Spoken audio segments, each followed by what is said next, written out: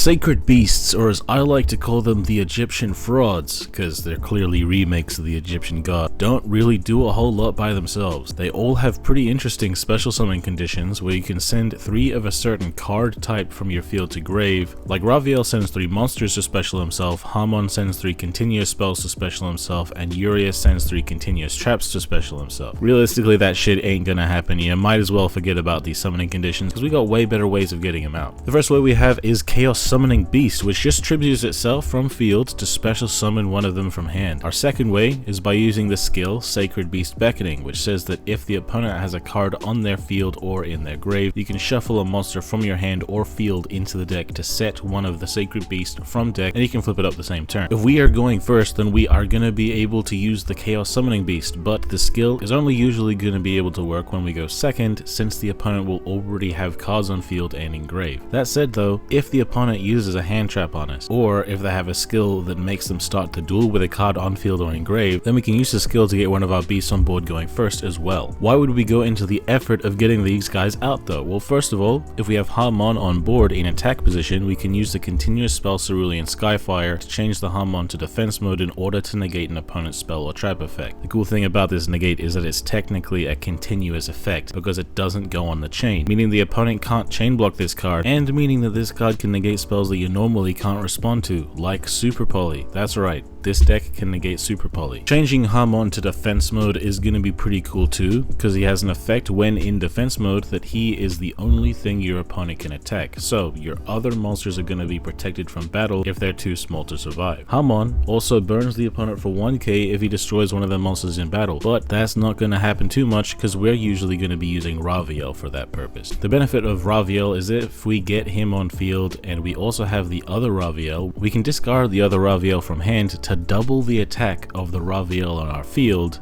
and make it so that you can attack all of the opponent's monsters. That's going to give you an 8k monster that can attack the opponent's whole field, and it's almost always going to be game. But Raviel himself can also tribute a monster in order to gain its attack, so you could use Raviel to tribute Hamon, making himself 8k, then double it with the other Raviel, making him 16k. Urias unfortunately doesn't have extra benefits in this deck. Unlike the other two, this guy doesn't have any stats by himself. He needs there to be a bunch of continuous traps engraved to have any attack power, and we aren't trying to do all of that. That said, he can once per turn destroy a back row, so he is an option to get out if that's something you need. All of the Sacred Beasts though, they benefit from the field spell Fallen Paradise because it protects them from all targeting and destructive effects, and you can even get it out by banishing Chaos Summoning Beast from grave after you used it to summon one of your Sacred Beasts. Not only are your Sacred Beasts going to get a benefit from the field spell, they're also going to benefit you back because the field spell says once per turn if you control any of them with the field spell, you get to draw 2 cards for free. So you can put a bunch of generically good cards in your deck to benefit from that draw. You got a few different ways to search for all the stuff we just talked about. Our first search card is Dark Beckoning Beast. On normal summon, it searches for any of the Sacred Beasts or for any card that mentions them, which is all of the cards we've talked about so far. It also gives us a bonus normal summon for fiends with 0 attack and defense, so you can summon another of itself and go into Djinn Buster as a monster negate, or you could bonus normal summon Chaos Summoning Beast to help you get out your Sacred Beast. We also got a continuous spell that searches for any of the Sacred Beasts or any of the cards that mention them, just like Dark Beckoning Beast. It also has a bonus effect to discard a card to revive a fiend with 0 attack and defense, and you might be using this to revive Chaos Summoning Beast for link material before banishing it for the field spell. It's also got a cool effect that if you control a level 10, you can add a continuous from grave back to hand, so that if you have Cerulean Skyfire in grave, like if the opponent destroyed it, or even if you discarded it to revive something, you can just add it back to hand so you can activate it. The last way we search for things is with the skill, and let's just reveal one of the Sacred Beasts from our hand and then shuffle any card from hand to deck in order to search for any Sacred Beast or any card that mentions them. Just to be clear, you only have to reveal a Sacred Beast. You don't actually have to shuffle them back. You could shuffle anything back to get the search you need. Depending on the play you want to go for, you're going to use your consistency cards to give you certain things. If you want to set up a Hamon back row negate, you're going to use either Chaos Summoning Beast or the skill to get him out to the field, and you'll use another search as well to get out the Cerulean Skyfire. Make sure that Hamon's in attack mode if if you want that negate though, because it won't work unless you have it in attack mode. Hopefully, somehow in this process, you got Chaos Summoning Beast engraved to search you the Fallen Paradise to keep your Harmon protected. So you have an untargetable, indestructible Harmon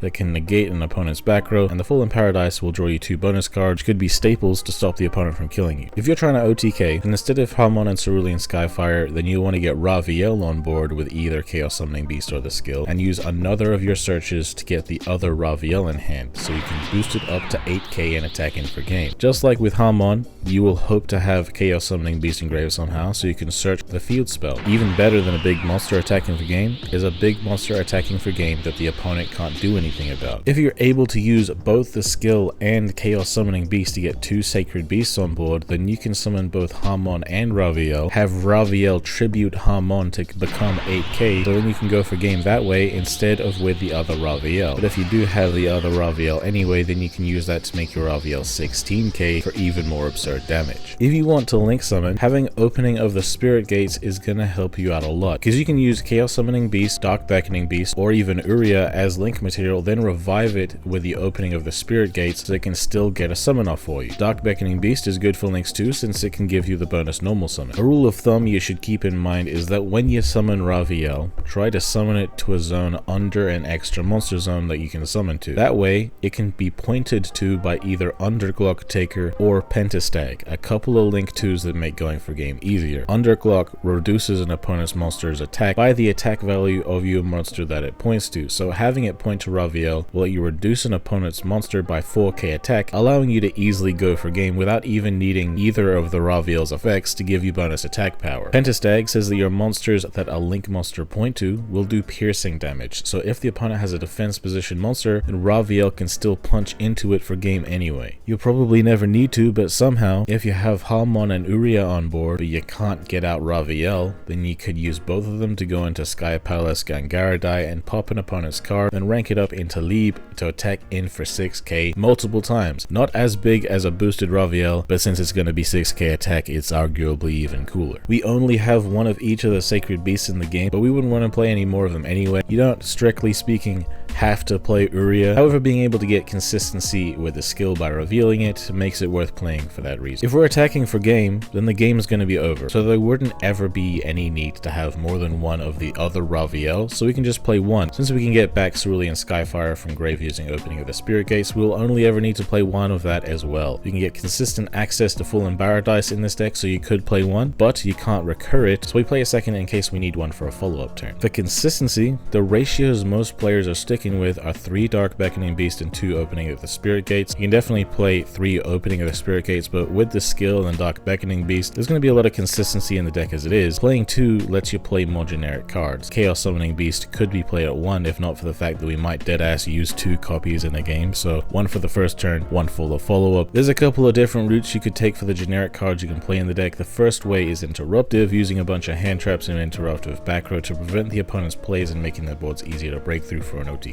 And the other way is Hyper Survival, with cards that just keep you alive. The extra deck overall isn't that important. However, there are some things you really should run. First of all, there's Linkuriboh. Just being a Link 1, you can turn Chaos Summoning Beast into it, so you can revive Chaos Summoning Beast with a Spirit Gates. But also getting that Chaos Summoning Beast engraved is going to be good if we have nothing else we want to link it off with to get the Graveyard Search for the field spell. Number 65 Djinn Buster is going to be helpful for breaking through boards, negating any monster effect once, potentially negating a hand trap or a monster negate. Pentastag and Underglock Taker are important too to ensure that you can go for game. The rest of the extra deck doesn't matter that deeply, and if you don't have anything other than these cards, then it's all good. But if you have them, then the Sky Palace Gangaradai and Juggernaut Leeb are going to be great in case you can't get Raviel on board, but can get the other 2 Sacred Beasts on board. After this, you'll have 2 spots left, and of course the most versatile things you can put in any extra deck are Nightmare Phoenix and Unicorn, so I've got those in there too. The staples I'm using are Effect Veiler because it's really helpful against any monster effect. What makes it even better than Ghost Mourner is that it can be used on normal summon monsters, also on monsters summoned by skills, which is especially relevant these days. Skullmeister is really damn good this meta too, because there's a lot of high impact grave effects going down. And of course there's no traps in this deck, so might as well play the one Treachery. But hey guys, don't treat this deck list as the be all and end all for this deck. You can play whatever tech choices you like. This video is just for teaching you how the deck operates, but that's enough of me yapping. I know what you really came here to see.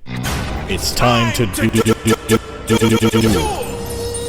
Okay, so we're going first against the Buster Blader Dark Magician version. If you are a Dark Magician fan, just do yourself a favor and play the Battle Chronicle version from the advanced guide. It's still the best version of Dark Magician to this day. But yeah, I'm going to be going first, and I have one starter, and I also technically have another because I have one of the gods. One of the gods, of course, I can use the skill to search. But yeah, I'm going to use Dark Beckoning Beast here, and using the Dark Beckoning Beast, I'm going to search for the Cerulean Skyfire. Keeping in mind, Dark Beckoning Beast is the only one out of the 3 different methods of searching in this deck that can search for back row. So if you do need Cerulean Skyfire, it does have to be Dark Beckoning Beast that gets it for you. So yeah, I'm going to be getting that. Going to activate that real quick, and then I'm going to normal summon again as my bonus normal summon, my Chaos Summoning Beast. Chaos Summoning Beast is going to summon the Harmon from my hand, and if I did not have Harmon yet, then I could have searched for it if I had a different god. So yeah, I'm going to summon that one from hand. The Chaos Summoning Beast is then going to search my field spell, going to activate that field spell and draw 2 cards here. And I unfortunately don't get any hand traps, but it is what it is. I do happen to get a opening of the Spirit Gates though, so I'm going to use that to search another Dark Beckoning Beast for a follow-up play. But yeah, going to end the turn here, and I'd have my Fallen Paradise, making my Harmon untargetable and indestructible, and using the Cerulean Skyfire, I can negate one of their back rows. So they're going to start things off with a Dark Magical Circle, and it is going to ask me here to negate it. I'm saying no, because it only negates the effect that is currently being activated. It doesn't negate the card in general, it only negates the effect being activated. So I would prefer to save it for when they try to banish me. He's going to summon his Apprentice Illusion Magician. Unfortunately, I don't have Veiler, but it is what it is. He's going to search for a Dark Magician, then he's going to use the Bane of Darkness skill to return a card to reveal Dark Magician and play Buster Blader face down. He's going to flip up that bad boy and normal summon Dark Magician. His circle is going to try to banish opening of the Spirit Gate. I don't really care about that, so I'm not going to negate it. So here he's going to use a Bane of Darkness, and because I didn't have to negate, I'm going to negate the polymerization, so he is not getting his fusion playoff. Not that it would matter, I just need to negate any spell at all so I can change Harmon to defense so he can't attack into Dark Beckoning Beast. And now for some reason, he could like attack in using Dark Magician into Harmon and use Apprentice to buff himself up so that he can beat over the Harmon and then attack into the Dark Beckoning Beast with Buster Blader. Then he would have the field advantage, but instead he chooses to go into number 11 Big Eye and steal my 0 attack monster. He thought he could target me, bro. He really thought he could target me, but he couldn't. Anyway, it's my turn, and it's going to be an easy follow-up play. I get to start off the turn drawing a fresh card, but also drawing 2 more fresh cards before doing anything else. So 2 more cards, then I can use the skill to return Raviel to the deck to set Raviel from the deck. You can do that. So I flip up the Raviel here. I also make sure to change Harmon to attack mode first before flipping myself up, so that just in case that back row is something that would threaten me, I can negate it by changing Harmon to defense. And I am going to keep Harmon on the field for that very same purpose. But yeah, I'm just going to go into the battle phase. I could just attack and that would be GG's, but what would be the fun in that? I'm going to flex on him. Use the other Raviel. 8k right to his nuts. Alright, here I'm going second. Going second is basically a free GG's in this deck, and he's playing Eternal Bond Yubel. My opening hand has a Searcher, only one Searcher, but one Searcher is going to be enough because it can search for the Dark Beckoning Beast, which is also a Searcher. He's going to start off with a Swords of Revealing Light though. I'm going to need some way to get rid of that. And then after using that, he's going to use his Neos Fusion Summon into his Kluger, and it's going to be my turn. And I top deck into a Uria. Pretty good. I'm going to use that as link material. I'm going to activate the field spell first. Just, you know, getting the field spell on the field first means that, you know, rather than having a window of opportunity for them to do something about our Sacred Beast, there won't be any opportunity since they'll already be protected the moment they hit the field. Reveal the Uria and shuffle one of my Spirit Gates to search for Dark Beckoning Beast. Dark Beckoning Beast is going to normal summon, and it's going to search for Chaos Summoning Beast. I'm going to bonus normal summon the Chaos Summoning Beast, and then I'm going to activate the Spirit Gates to search for the other Raviel. Then I'm going to activate Chaos Summoning Beast to summon Uria from hand. Uria isn't going to do anything other than be a body on board. It can only destroy set back row. It can't destroy face up back row. But the main thing is I'm going to be able to draw 2 cards from Fallen Paradise, then use Spirit Gates to discard a card to revive Chaos Summoning Beast, so now I have 3 monsters on board, and I have a bunch of discard fodder. I'm going to use 2 of my monsters here to go into Nightmare Phoenix, discard 1 hand trap to get rid of that back row, then I'm going to use these 2 to go into Unicorn, discard another hand trap to get rid of that Kluger. No floating effect for you. Chaos Summoning Beast is going to get another search off. Then I'm going to use the skill to turn my Unicorn into a Raviel. Then I'm going to flip up that bad boy, make him an 8k attacker, and go in for game. Nibiru just made his grand entrance, and this deck is privileged to be able to ignore it like he weren't even there. Here's a version that only needs the mini box 2 times and the pickup box 3 times and no other cards from other boxes. Take a look at it, take it in, and of course you can use the upgraded version once you get your staples. There's a good reason this deck is so popular, because it's cool as hell to play the game the way this deck plays, but it's also super resilient to whatever the opponent might throw your way, and its deck building is versatile enough to be prepared for any format. So what do you guys think about this deck? I think it's really awesome, and honestly I wish the original gods could get this type of love. But hey guys, if you like the video, then slap like now, subscribe if you haven't already, hit the bell to get notified next time we drop a video. Have yourselves a good one, guys, and I've been Undead from Team 6K, signing out. Hey, why they gotta hate on me? I done got me 250,000 views and they still saying they low key. They ain't wanna come work with the kid, but I'm flexing with Zay on beats. How they ask for a spot at the gym, but they leave all the weight on me. I don't ask them to wait on me. They would ask where they gon' be with a song if they wanted the weatherman. I ain't asking to pay no fees. She was homeless and needed a spot. I ain't ask her to pay no lease. I ain't ask her to say no please. I ain't ask her to make no cheese. Scream fake but it ain't on me. Got clean so it ain't no streets. Why green if it ain't no keeps? Brought cream so it ain't no beef. My team say it ain't no chief. My demon they hang on me. They seemingly ain't no peace. I seen him, he ain't no beast. For real.